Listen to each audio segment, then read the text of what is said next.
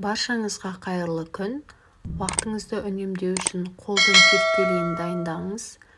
Ол үшін менің каналыма тіркеліп, лайк басып, комментарий қалдыруды ұмытпаңыз. Өте оңай және дәмді. Жарамдылық мерзімі 3 айға дейін жарайды.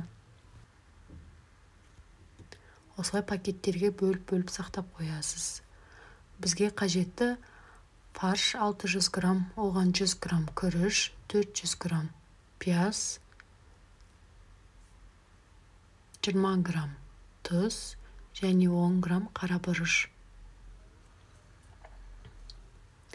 Жақсылап араластырып,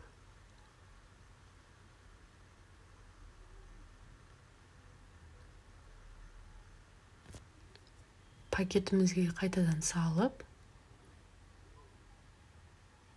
2 сағатқа морозильникке салып қоямыз.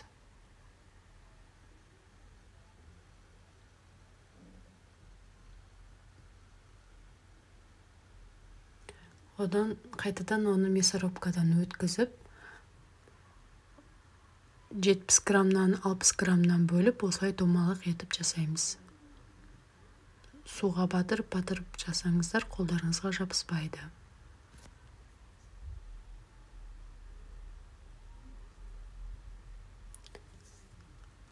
Міне біздің тефтелейіміз дайын. Осылай жекелеп морозильникке салып, бір қатырып аламыз. Содан кейін барып пакеттерге салып бөліп қоямыз.